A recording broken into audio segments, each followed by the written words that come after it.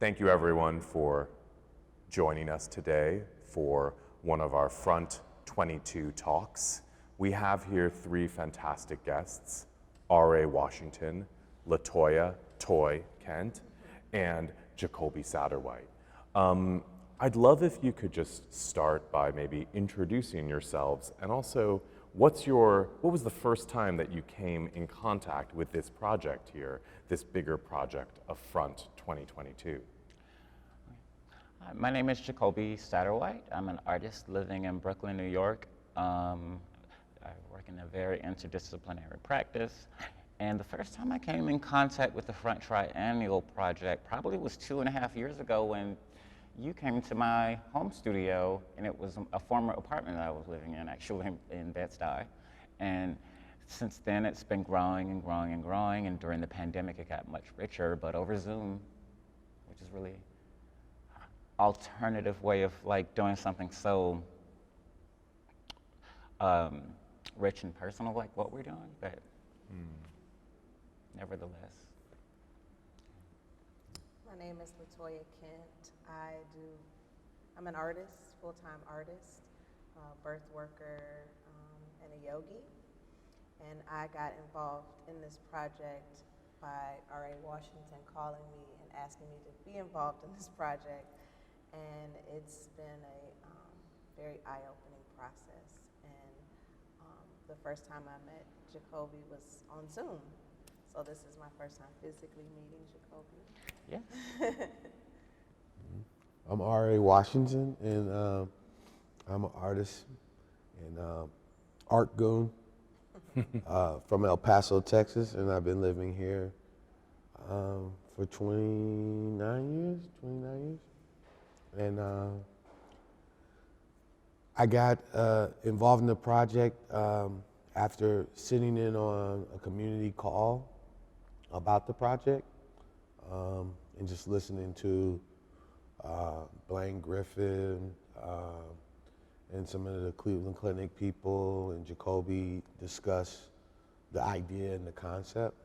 And then I was tapped to kind of head the on-the-ground support team, which me and LaToya took on. Yeah, it was fun. It was fun to like just figure out, well, how can we speed up the process so we're not taking up a bunch of people's time, and how can we get them to stop to talk to us? Right. So we really just like tried to hone in on that main problem, and go from there. Well, yeah, I mean, the project that you all have been working on now over the last, well, Jacolby, you've been working on this for over a year, Yeah. and you two since the beginning of 2021. I mean, it's a remarkable project because it's got so many different people involved in it. I mean, you, Jacolby, as an artist who was invited first by Front to be part of the Triennial and then synced up with the Cleveland Clinic and decided to work on a process that would then involve other people, and then R.A., you being brought in to really direct the on-the-ground work, and then bringing in LaToya, and then it's almost like a set of tentacles, because then there's all these other folks who are involved in it. So maybe we can start though from understanding, I mean, Jacolby, when you first started thinking about this project here in Cleveland, what was it that you wanted to, what was your curiosity? What did you want to test out or think about here in Cleveland and with the Cleveland Clinic that might have been different for you or interesting? Well, the purpose of the project evolved over the course of 2 years, because initially, I think my aims were entirely different, and what I wanted to outreach for was entirely different in 2019, but it wasn't until the lockdown and the pandemic going into its full-blown state of being where I figured out sort of like what would be the most kind of promising artifact to kind of create for the Front Triennial, which is something that like measures the zeitgeist and the tone of like some of the more burdened neighborhoods in Cleveland, Ohio. I was thinking about how, people are always trying to measure the tone of a space and why people are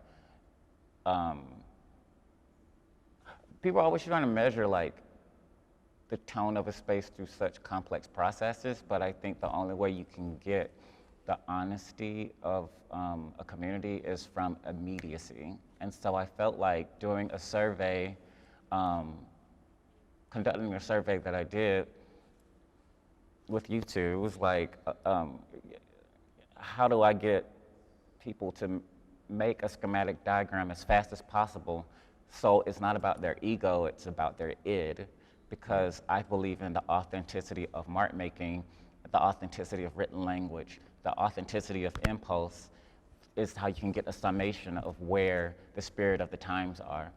And so to collect 105 drawings and spend,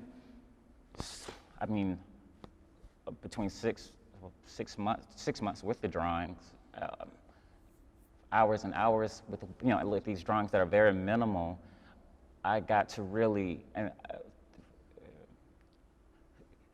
bridging the text together. There was like a collective understanding of what kind of architectural world I need to create in the CGI experience, so I can make something that will metastasize and something that speaks to the community and what they want for a better future. Because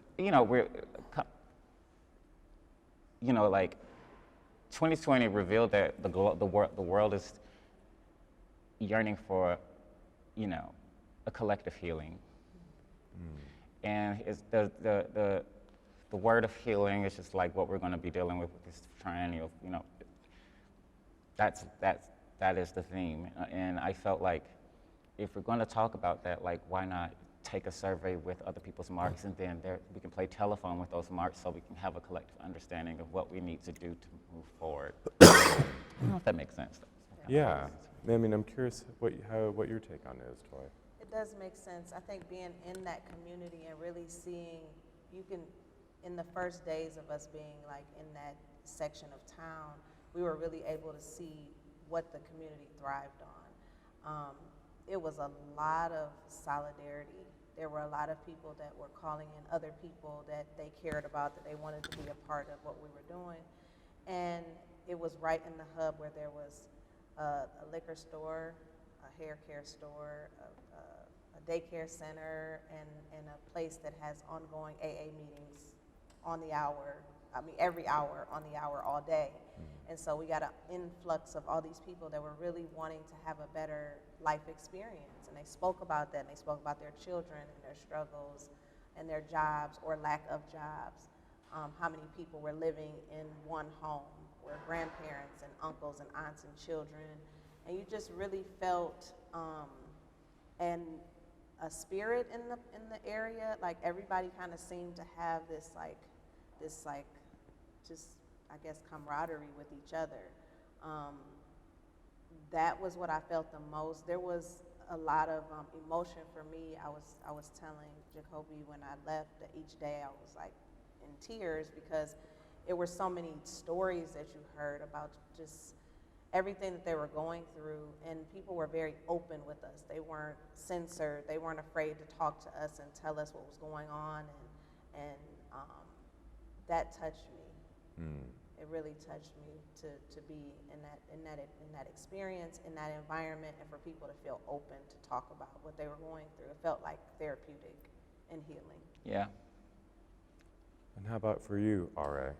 Well, I think that's one of the reasons why I wanted to get Toy involved, is because I know that Toy, no matter where she is, you can kind of tap into the emotions of people, and like people trust Toy and reveal themselves to Toy immediately.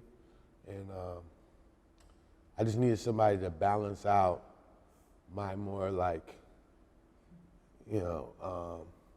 irascibleness, and like just being around Toy is like, kind of blissed out, you know what I mean? So I just like was watching Toy interact with people and just mimicking Toy. And so it was like one of the first times in a long time where I felt like anonymous. And it reminded me of like when you get stopped by the police and like they don't care what you've made or they don't care what your reputation may or may not be. They're stopping you, and like you feel the class weight immediately. Like as an artist, you kind of can remove yourself from the class weight and you can float in these different environments, and the class weight is not pressing on you like it does so much for everybody else. But in those moments, it felt like the class weight was on us. And we felt like workers, and we were treating the people as if they were invited to the Front Triennial. And I think that gesture, along with like a little bit of compensation to stop with us, is what spread the word.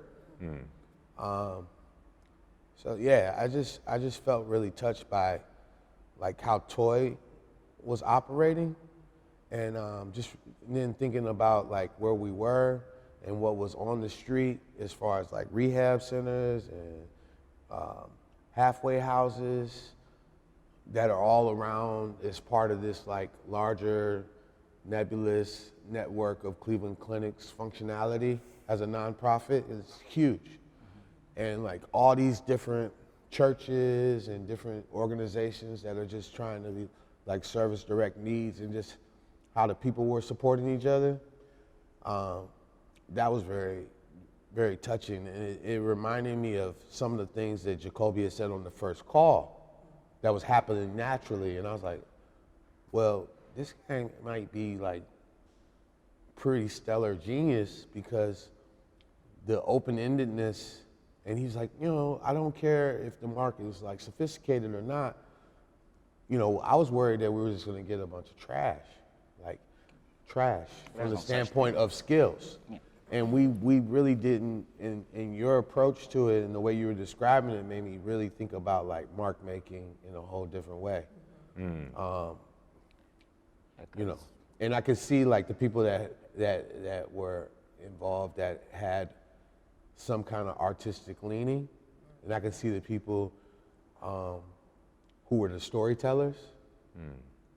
You know, they were often the ones that said, oh, I can't draw nothing, but they tell you this crazy story. And then everything that they would draw would have some kind of metatext to it. It would be like, whoa, you made that mark, and it means this to you. So, yeah. Well, your original prompt, was it? The prompt was, what is your prospect for utopia? What can, like, what is your utopian version for the Fairfax neighborhood? How can you use, within a few marks, a few lines, a text, and a title, how can you describe a better Fairfax, a paradise? Pretty much sort of like, I just wanted to put them in the mindset to like make marks in language that, like the first set, like in 5 seconds, what are the first few marks and what is the language that comes to your mind when you think of prosperity and moving forward and utopia and paradise?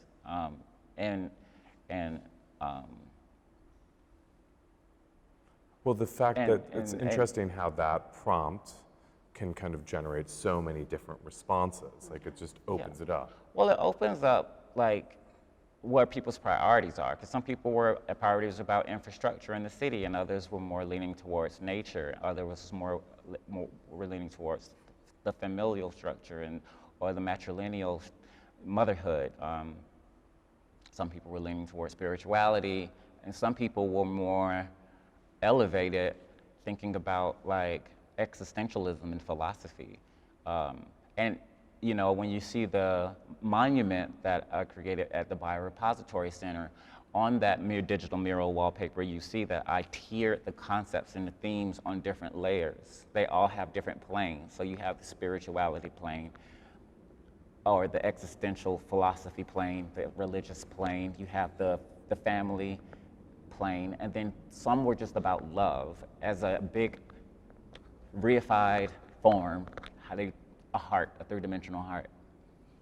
Then at the bottom tier, I put the city, the infrastructure, the gyms, housing, you know, that's what, so it was like tiers of happiness. How do you conceptualize happiness? How do you conceptualize, you know, positivity in a time where there is a global pandemic, in a time where there is a wealth gap and extreme poverty and lack of resources, in a time where, you know, health in general is just really fickle and fragile.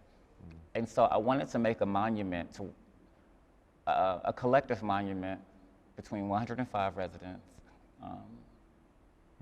and my digital stylus pen and 3D animation program. But it was funny, I spent like 7 hours total with each drawing because I had to trace each line, then I had to add vector lines and piping over each curve, and then I had to make them go vertical on the plane in Maya, and then add planes and on each side, and actually bring them to actual like sophisticated realization. But isn't that there's like almost this kind of beautiful irony in there that, I mean, how long did the drawings take? Maybe 5 minutes, or people would make a drawing, but that is a simple gesture, as you said, something that's authentic, but then it goes through such a almost transformation through a meditative process of making before it becomes something else. And I'm still living, because there's still other projects being made from the drawings, the objects that I made.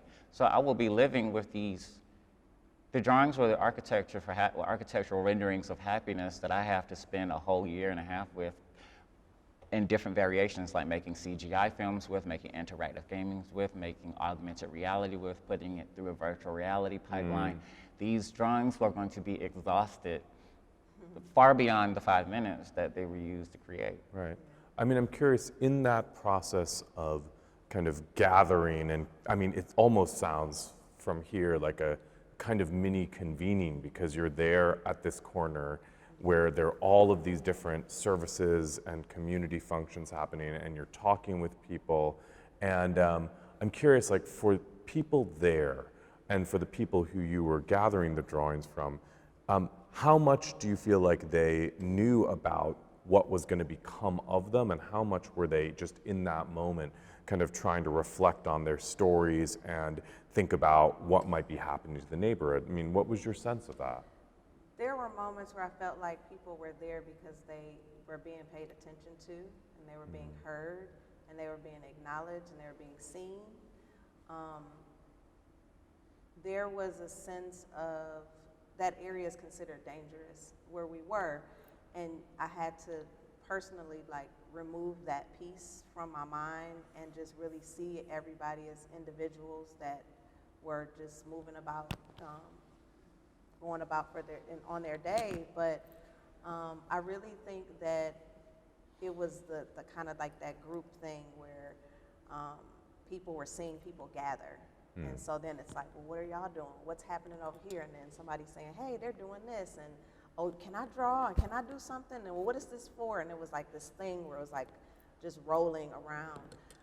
We had information about the project. We were talking to them about the project. They were asking questions, and it was just like, it felt like a cipher. It felt like this just like group thing that was happening. And then sometimes it was a small group of several people. And then at one point on one of the days, it felt like it was probably about 30 or more people just kind of waiting and listening and, you know, peeking over and, well, what are y'all doing? What's going on? And so those moments felt, the gathering of that just in itself had an energy on it.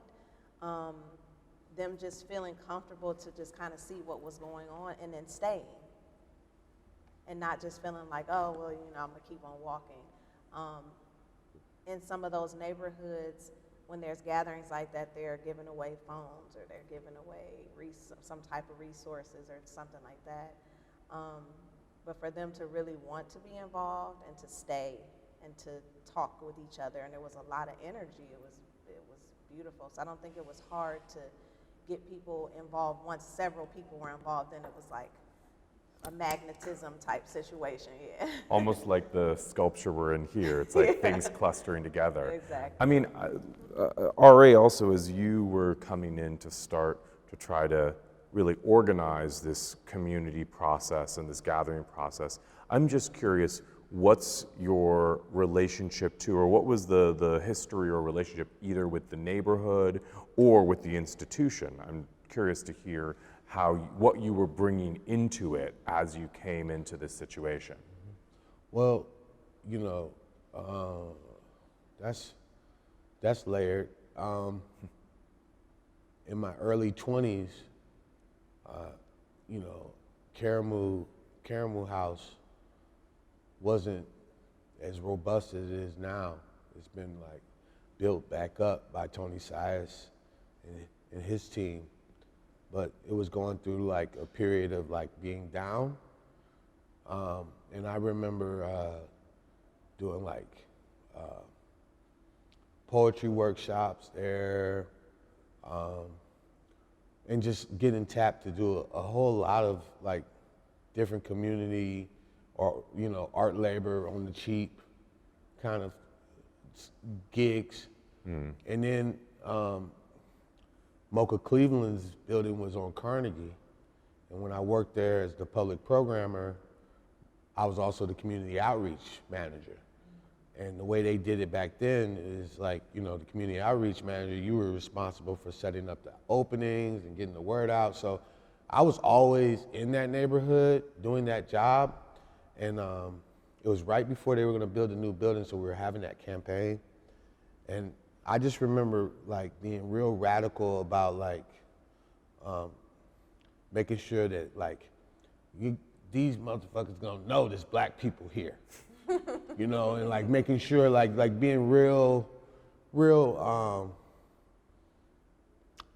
aggressive about it, and making sure that like, even though I knew that the programming might not necessarily fit all the time, but do things to bring the community in. So one of the things we did was we rescored The Wiz, and we projected it outside, and then I had this band and MCs like rescore the entire movie The Wiz. So we were projecting the movie, and then we made the soundtrack, and like a lot of community folks came to that, and I was noticing that more and more black and brown people were coming to the openings, and it was going from like 500 people to the openings, like 1,500 people, and then I started doing like liquor promos and like having tall boys in there, and like having like Colt 45 tall boys.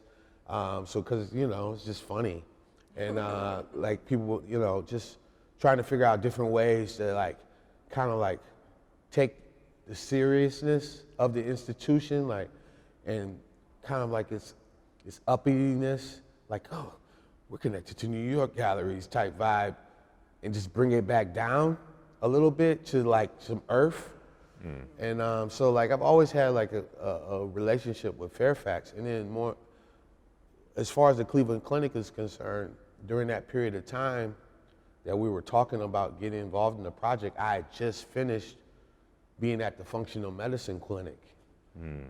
Because in 2019, I was sick and I was dying from congestive heart failure, and they had this functional medicine clinic there where they integrate spiritual wellness and food, health, and all these kind of things into like a program for you. So like, I got involved with this functional medicine clinic that was at Cleveland Clinic, and all my experiences at Cleveland Clinic had been emergencies, like friends, getting hurt and go to the emergency room, or that's the only emergency room around. And so I had already seen that even though it's this huge monolith and it's problematic, its footprint in the neighborhood, I'd already seen how the individual workers and doctors and administrators there had these programs all over the city, really trying to do real work and direct service work. So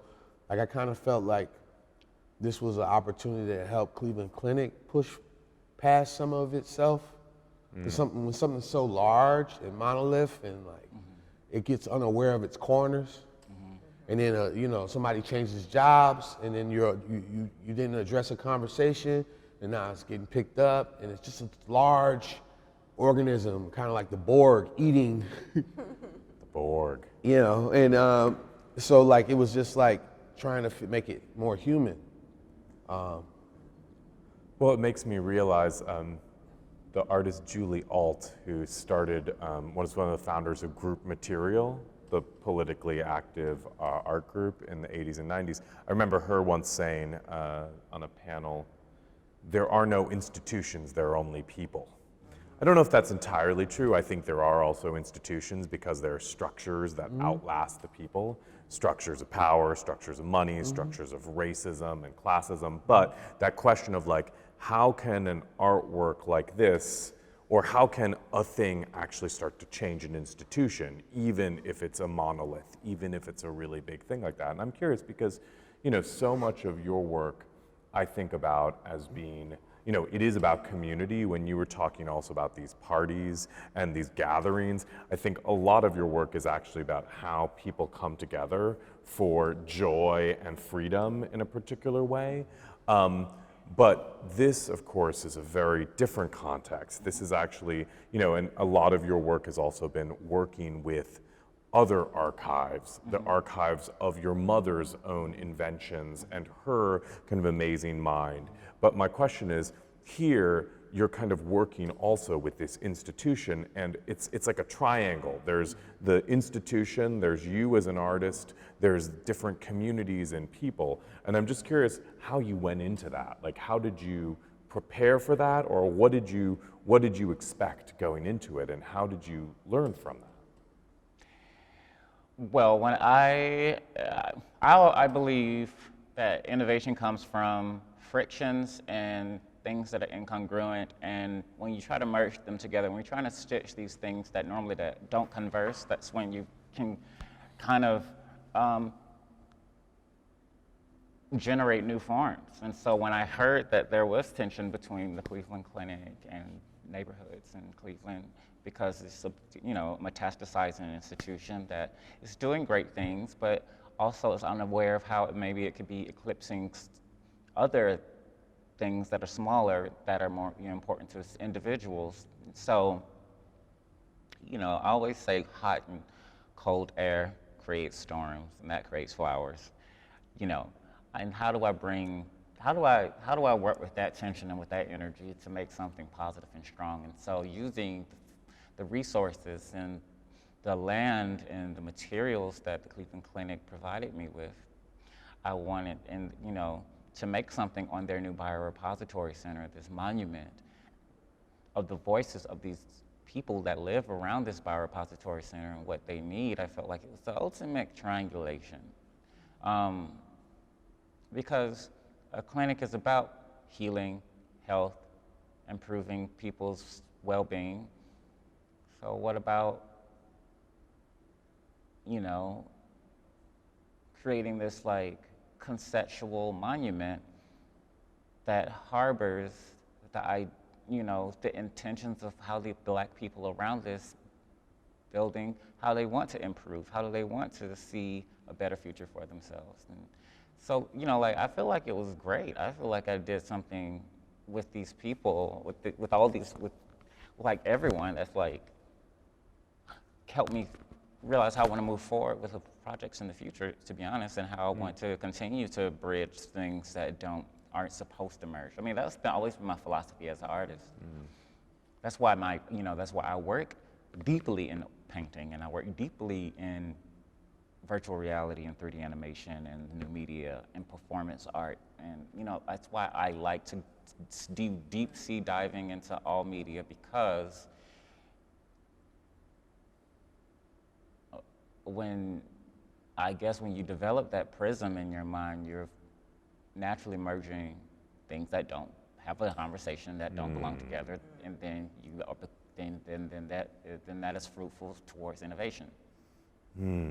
So I just feel like when you see the titles on this, this is a codex. The film, it's a codex. It's an ambient, architectural, environmental codex that when you read the titles on the bottom of the screen in a chronological order, what you get is a concrete poem. It's concrete poetry. It's like the composition, which is on a timeline of a film. And when you experience all 22 minutes, you finish the poem. And then you, as the audience member, as the viewer, you come with me, you come back to me with what do you think this neighborhood is saying? Well, how do they, what do they need? What do they want? What is 2021? What is the tone of this environment? How should they heal? Well, that's interesting because it also brings up the question of whether the impact of this work is now or whether it's actually yet to be seen. It's yet to be seen because it's a monument. It will live forever and people will walk past it and the ideas will fade and age. But people can walk up to the monument and maybe it could be a ground where they can come together and think about new things because it historicizes. It's almost like when you write affirmations or you write them on and put them in your wallet and you carry them with me. It's like a much more expensive suite of affirmations. Yeah, I mean, it'll be really interesting to see also how the clinic, as the commissioner of it, but also one of its audiences, as well as being the people who commissioned it, how that reflects for them, how it resonates. I mean, one of the things that you just said about bringing different things together, it reminds me of, a quote from Bessel van der Kolk, the therapist and doctor, and he says something, he's talking about EMDR therapy, eye movement destabilization and resensitization therapy, but he says, seeing novel connections is the hallmark of both creativity and healing.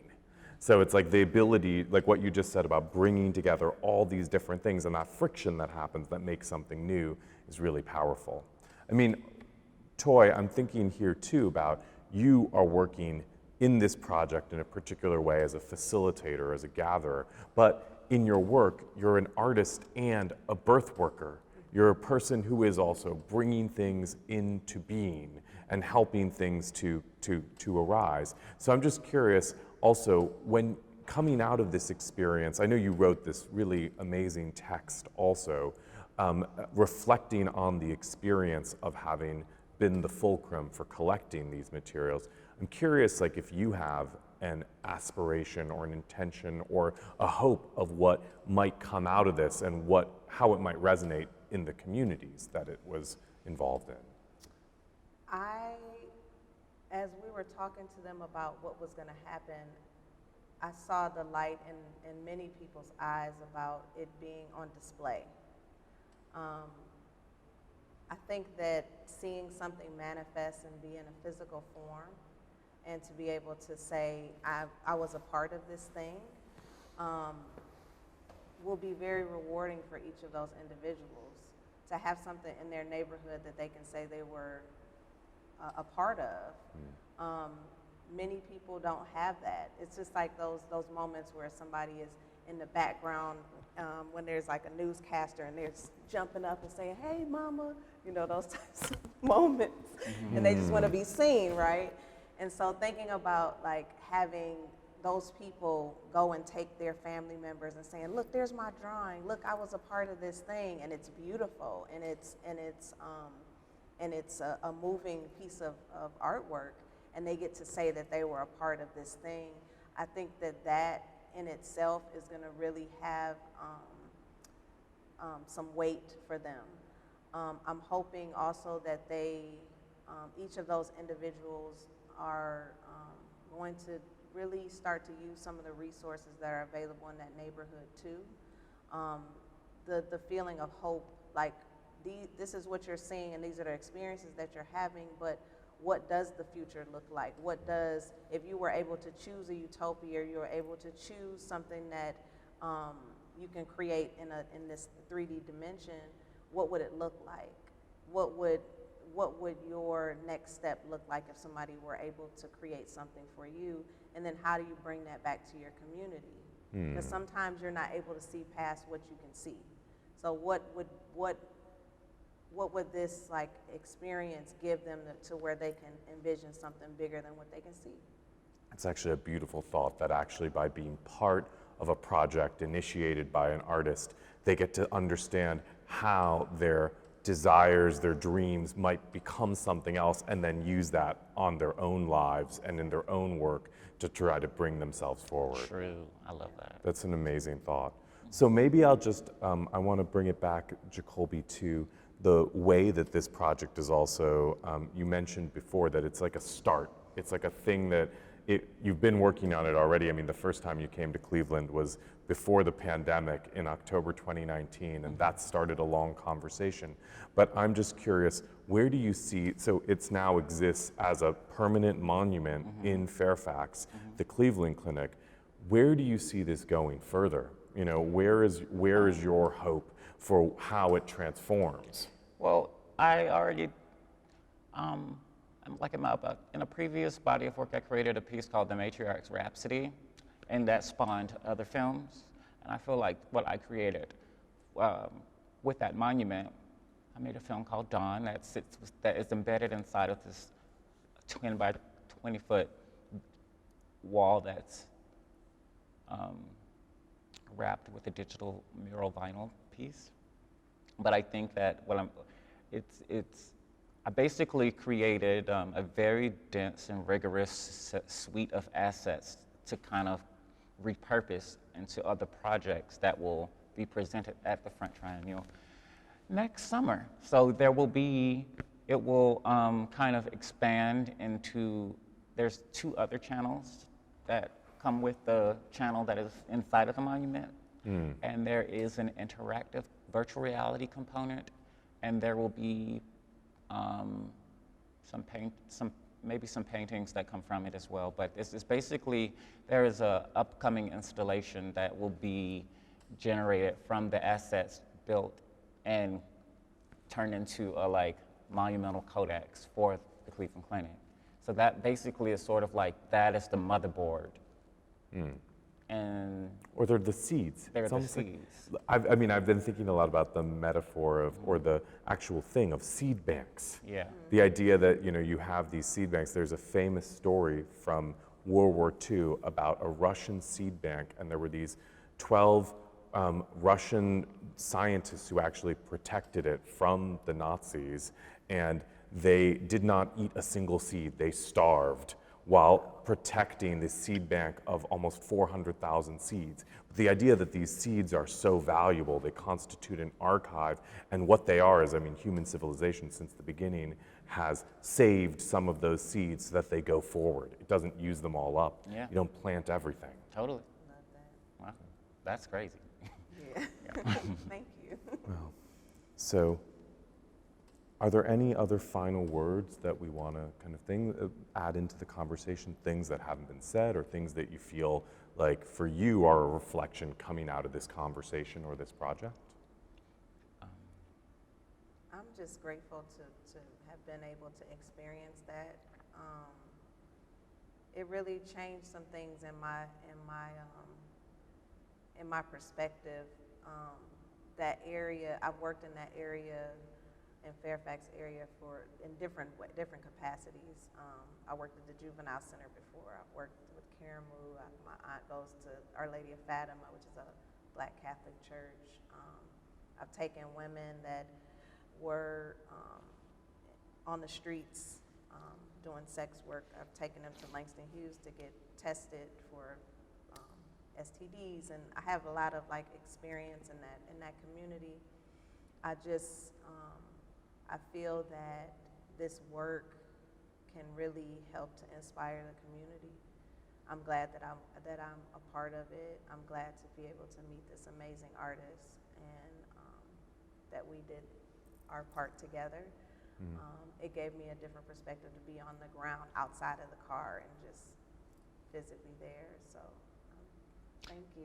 Oh, likewise. I mean, everything you guys have been saying today just blows my mind, and just I'm leaving here sort of reaffirming what I already believed in within the project, but it's kind of instilling me with much more of a solid purpose of how I want to move forward. And I'm really grateful for your help and your generosity and you believing in me and my crazy ideas. And so, yeah, it's great.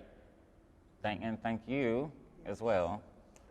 I feel blessed. I mean, it's just I know that it's been, no process is totally smooth. But what you said about friction, I think there are moments where friction is unnecessary, where it's just about creating more pain in the world, and there are moments where friction is actually about birth.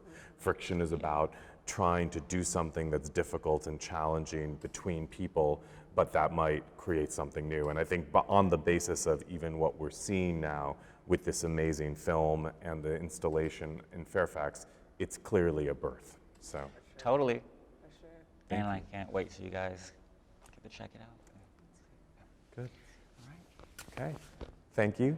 Thanks. Thanks, everyone. And we look forward to seeing you soon here in Cleveland and for Front 2022.